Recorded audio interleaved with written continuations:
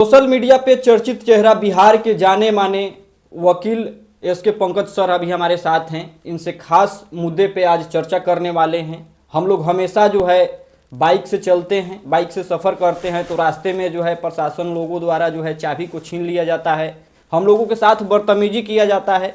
सबसे पहले इस मुद्दे पे बात करेंगे और खास करके जो है आगे के मुद्दे को आगे बढ़ाएंगे। सबसे पहले सर मेरे न्यूज़ में आपका स्वागत है। बहुत बहुत धन्यवाद लकी जी की सच्चाई अब तक न्यूज चैनल की आज पूरी टीम आई है मेरे ऑफिस में जी, तो आपका बहुत बहुत स्वागत है मेरे ऑफिस जी। Thank you sir. हम लोग हमेशा देखते हैं बाइक से जब कहीं सफ़र करते हैं तो रास्ते में पुलिस प्रशासन द्वारा जो है हम लोगों के बाइक के चाबी को छीन लिया जाता है, हम लोगों के साथ बदतमीजी किया जाता है। इसके ऊपर जो है हमारे दर्शक को कुछ बताइए।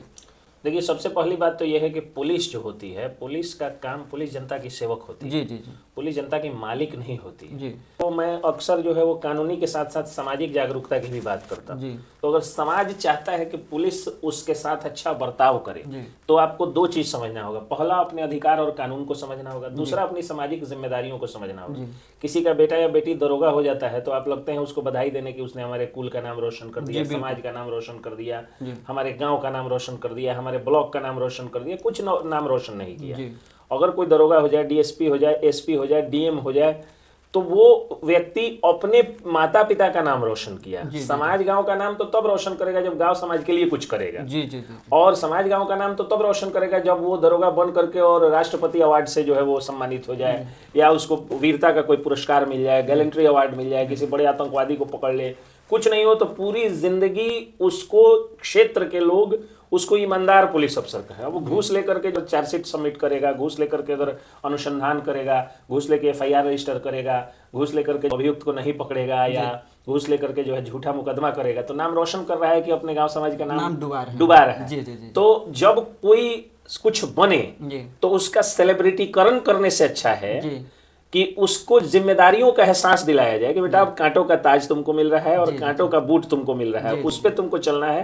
अपनी और गांव समाज की इज्जत प्रतिष्ठा को बचा करके आओगे तभी हम लोग सही रूप में तुमको देखेंगे, और सही रूप में जो फिल्मों में दिखाया जाता है सिंघम टाइप पुलिस अफसर, तो वो ईमानदारी होनी चाहिए। तो ये लोग क्या करते हैं कि सिंघम को देख करके और सिंघम की तरह खुद से मारपीट करना तो सीख जाते हैं, लेकिन ये नहीं सीखते हैं कि सिंघम का वो डायलॉग मेरी जरूरतें कम है इसीलिए मेरे जमीर में दम है।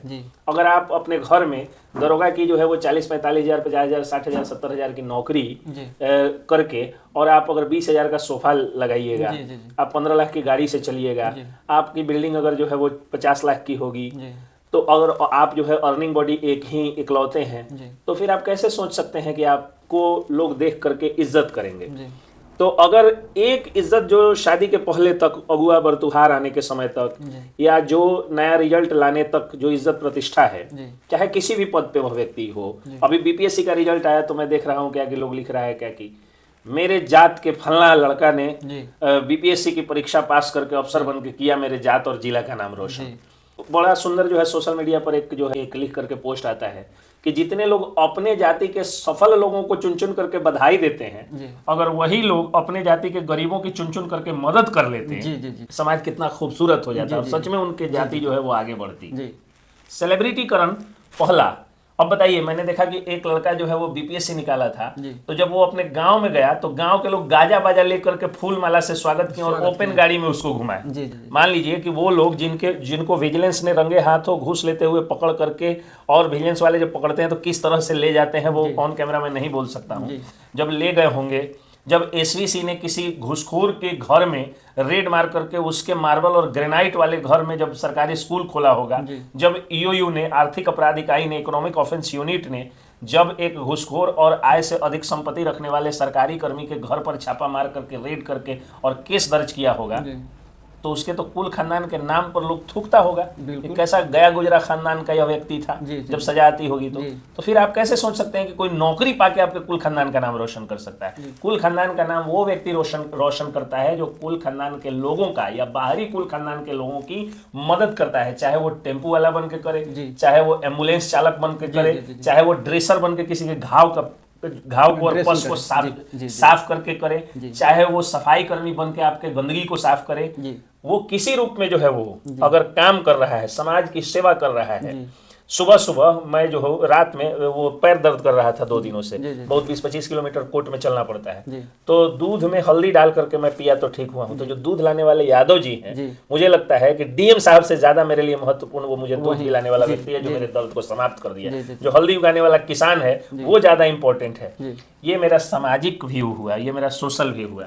लेकिन आप एक वकील के ऑफिस में मिलने आए हैं, तो अब कानून की बात मैं कर लेता हूँ। किसी पुलिस वाले को कोई अधिकार नहीं बनता है कि वह आपकी चाबी को निकाल करके और आपसे बात करे। चाबी या कोई भी आपकी निजी संपत्ति जो होती है वो आपकी अपनी संपत्ति है, जिसके लिए आप सरकार को टैक्स दिए हैं। वो आप फ्री में नहीं चला रहे हैं। आप जो बाइक लेके निकले हैं, जो आप कार लेके निकले हैं, वो आप फ्री में नहीं चला रहे हैं। आपने अपने सरकार को टैक्स दिया और उसी सरकार के टैक्स दिए हुए पैसे से आप जनता है, आप मालिक हैं। आपके जैसे मालिकों के टैक्स के पैसे से ही जनता का जो नौकर वर्दीधारी है उसकी सैलरी मिलती है। तो एक मालिक के प्रति एक नौकर की जो जिम्मेदारी होती है वही किसी भी सरकारी कर्मी की जिम्मेदारी होती है, किसी भी मतलब आम जनता के प्रति। तो आपकी चाबी को कोई नहीं निकाल सकता। ये आपका संवैधानिक अधिकारों का हनन है, चाबी को निकालना, और ये क्राइम है कि मेरे किसी चीज को आप जबरन छीन लीजिए।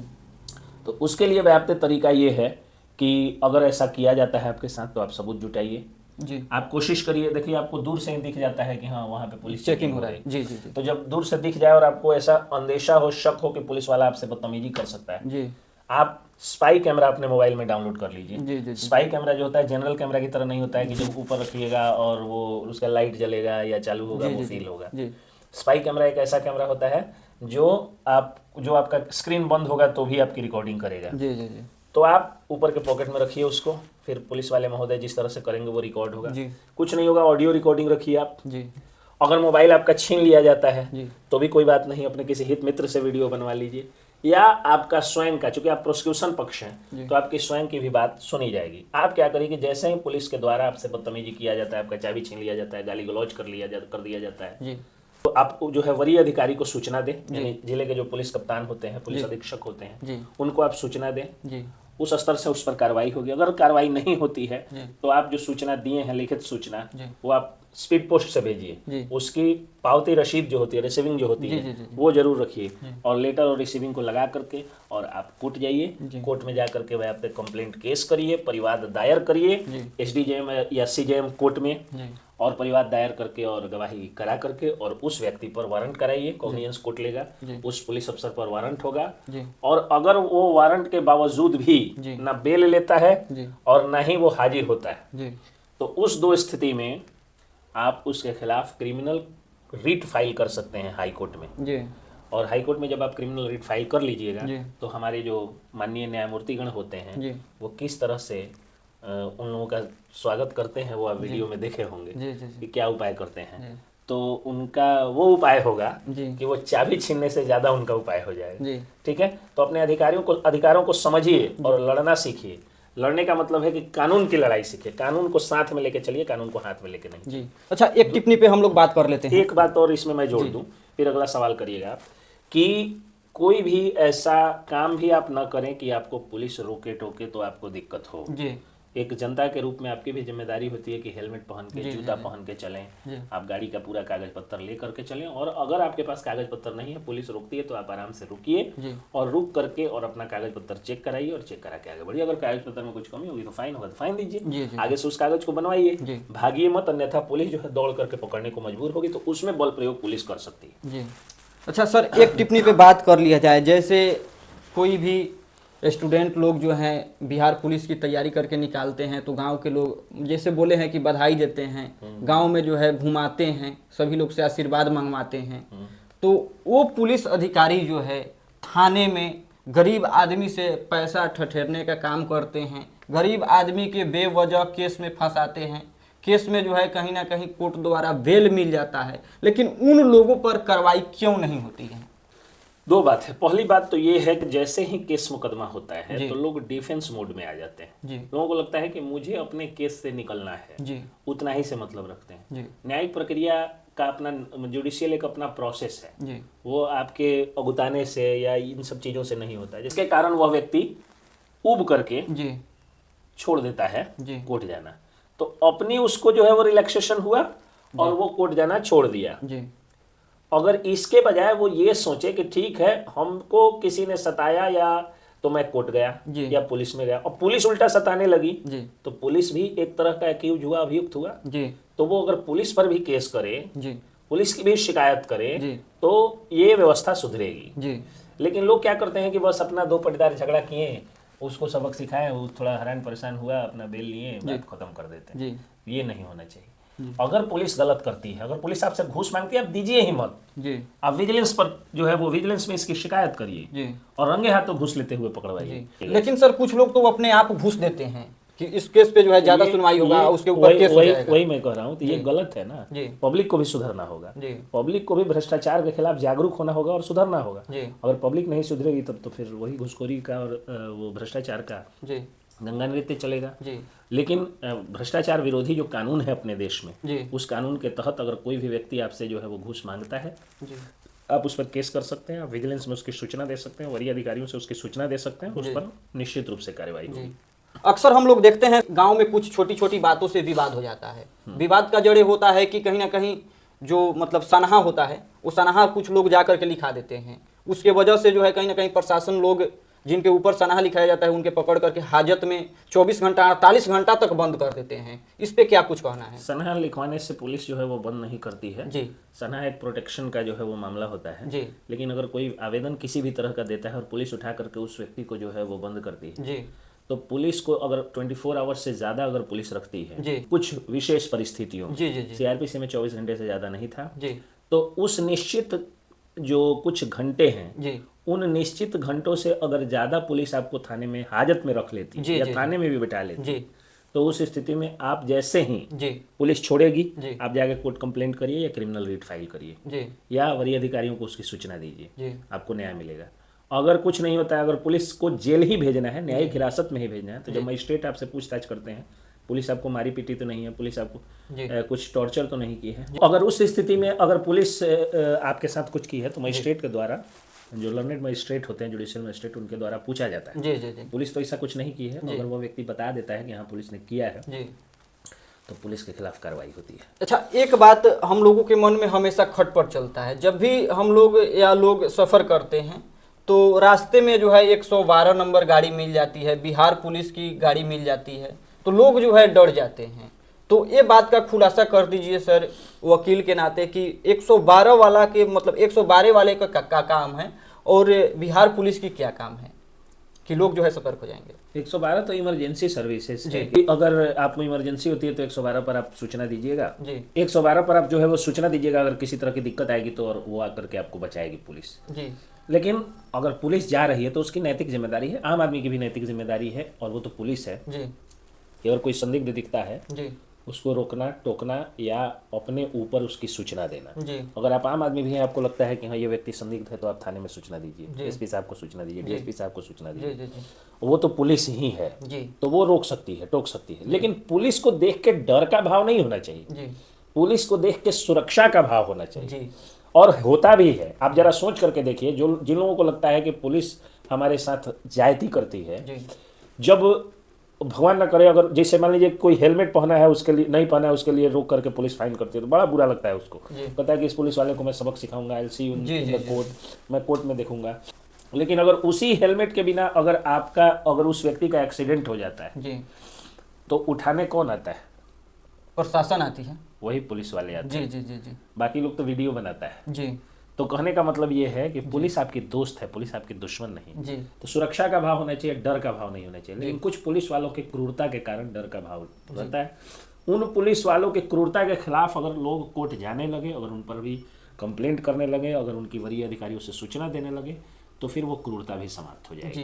अच्छा, लेकिन ध्यान रहे कि फर्जी केस कोई ना करे। अगर आप में दोष है और उसके लिए पुलिस रोकती टोकती है तो आप पुलिस का सहयोग करें, क्योंकि फर्जी केस करिएगा तो पुलिस वाले जब अपना मूल काम छोड़ करके कोर्ट कचहरी दौड़ने लगेंगे, उनको परेशानी होगी तो फिर मूल काम भी छोड़ देंगे, और यही कारण है कि क्राइम बढ़ने लगता है।